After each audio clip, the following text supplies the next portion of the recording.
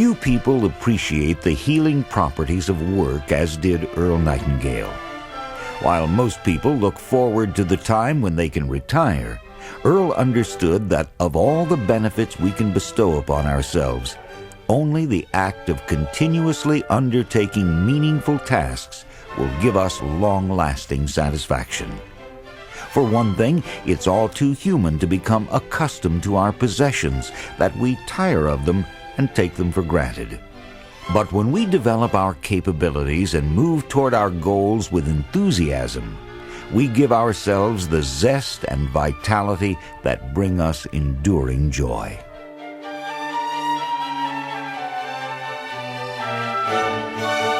I ran across something interesting called the master word. It's about a word that will work wonders for a person regardless of his age or what he does with his days. Man, woman, or child, the master word will bring meaning and usefulness into his or her life, new clarity and self-respect and satisfaction into the passing days. This was written by the great physician, Sir William Osler. Though little, the master word looms large in meaning. It is the open sesame to every portal, the great equalizer, the philosopher's stone which transmutes all base metal of humanity into gold. The stupid it will make bright, the bright brilliant, and the brilliant steady. To youth it brings hope, to the middle-aged confidence, to the aged repose. You know what the master word is? Well, guess. I used it in my opening comments today. Did you recognize it? Well, the master word is work. I've talked about this before, but it's been said that we need reminding as much as we need educating. Human beings have the strangest and most perverse tendency to take the best parts of life for granted. In fact, the human being has the capacity to take anything, no matter how great it might be, for granted once he becomes used to it. The actor in front of the cameras, the captain of a great ocean liner, the man at the controls of a giant earth-moving machine, the writer, the painter, the mother, all seem to let the charm and excitement of their work fade after a while until it becomes as humdrum to them as candling eggs. William Osler and the other great men of the past and present knew the real value of work, not just its value to those who benefit from it, but its incalculably great value to the person performing it. These people seem to have the capacity for never taking their work for granted. Instead, they found it filled with interest and reward, and became great because they did. I was talking not long ago with a top executive of one of our major oil companies. He had started his career working as a helper in a service station of the company whose nationwide sales he now directs. Why did he happen to see so much opportunity, adventure, and reward hidden in what the average person would consider to be the most menial and uninteresting work? It makes you wonder how many young men in the same work today are looking beyond the gas tank they're filling or the windshield they're cleaning. And it makes you wonder, too, how a person can take his most precious possessions for granted until they become dull and dreary or lose their charm and become uninteresting. His loved ones, his home, his health, his abilities, and his work. What happened to the excitement of the first days, when his wife, his home, and children, and his work were new in his life? Like the finest silver, these valuable things need regular polishing, and regardless of what it is we do with our days, they should be kept as bright as they were in the beginning. In this way, they can lead us to the new and even more interesting years ahead.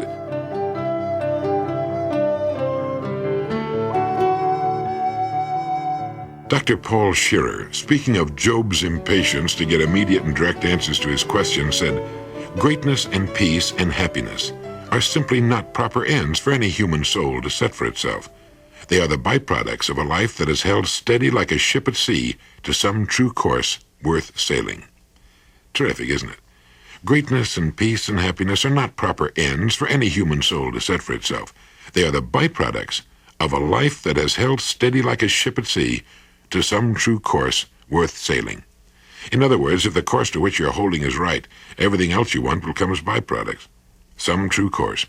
How does a person find some true course worth sailing? I remember some time back a man came to me for advice on how he might become a popular, sought-after platform speaker. He told me he enjoyed making speeches and wanted to make a career of it.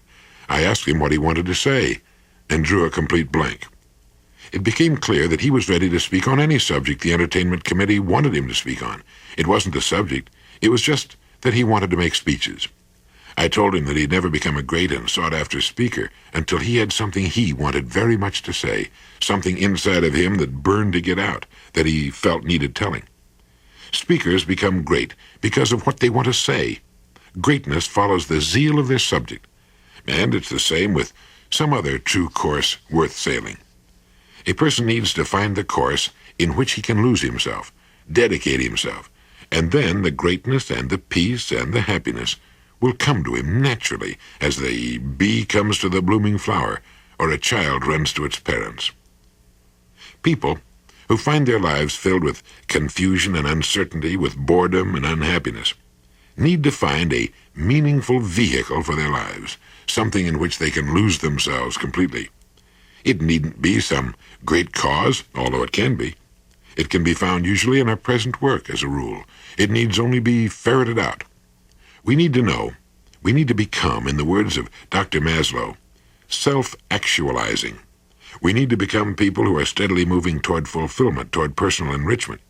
Dr. J. Wallace Hamilton puts it pretty well when he asks and answers his own question. He writes, "What then are the basic laws of happiness, and how do we learn them? I suppose the clearest law upon which there's fundamental agreement is that this inner music of the soul, which we've named happiness, is essentially and inevitably a byproduct, that it comes invariably by indirection. To pursue it, to pounce upon it, to go directly after it, is the surest way not to obtain it. People who make a mission of seeking happiness miss it, and people who talk loudly about the right to be happy seldom are. It's a byproduct, an agreeable thing added in the pursuit of something else."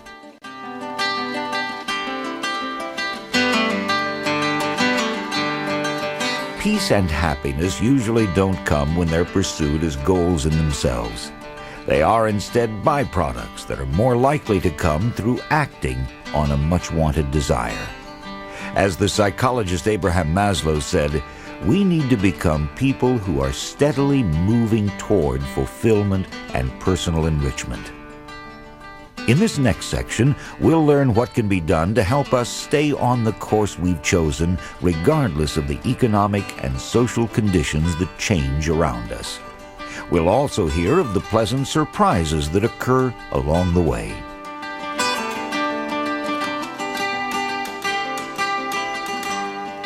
Way back in the days of sailing ships, sailors who ventured into Antarctic waters would occasionally see a strange and awe-inspiring sight. They'd see a great iceberg towering high out of the sea, moving against the wind.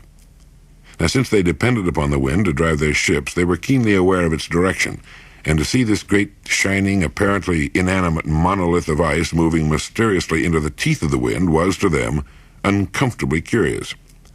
It was not until much later that students of the sea learned of the great currents, which, like titanic rivers, moved their mysterious ways through the body of the sea. These icebergs, some so huge that it took days to sail past them, had their roots, 90% of their bulk, caught in these great currents, and they moved majestically along their way, regardless of the winds and tides on the surface. I like this story because to me it's a wonderful example of the way a person should live his life. A person should have his roots deep in a great moving current, a moving stream of conscious direction, which will keep him on course, sailing steadily toward the destination he's chosen, regardless of the economic and social winds that blow first this way and then that on the surface. In such a life, there's no great hurry, no frantic running about, no doubt or confusion. Instead, each day he moves a little way along his course, steadily, unrelentingly. In one day, he doesn't seem to make much headway to the casual observer, but like the iceberg, if you come back in a week, you'll no longer find him at the exact latitude and longitude of a week ago. And in a year, he'll have covered a really marvelous distance, while most of those about him will still be moving in circles and by fits and starts. They'll go tearing past him one day like the hare sped by the turtle, if you don't mind my mixing my metaphors, but he plods steadily on, never looking back, thoroughly enjoying the trip. And above all, he has the wonderful, calm knowledge of his destination and knows that each day finds him closing the distance that still separates him from it. Sometimes in his life, as in all lives, there are storms which tend to throw him off course and obstacles which for a time may delay him. But soon he's right back on course again, moving ahead. This is the life of the strong, serene person, the person of wisdom, the person who knows that he cannot do or become everything in his lifetime, so calmly chooses that which he desires and which best fits his proclivity, pushing everything else from his mind, and begins his life's journey. The life of such a man or woman always demonstrates the almost unbelievable cumulative effect of time well spent. His steady, unswerving use of time seems to make it compound until, in a very few years, he's miles ahead of all but the few who live as he does. He's like that great iceberg. His roots are firmly held by the steady stream of his belief. Emerson taught, "A point of education that I can never too much insist upon is this tenet that every individual man has a bias which he must obey, that it is only as he feels and obeys this that he rightly develops and attains his legitimate power in the world."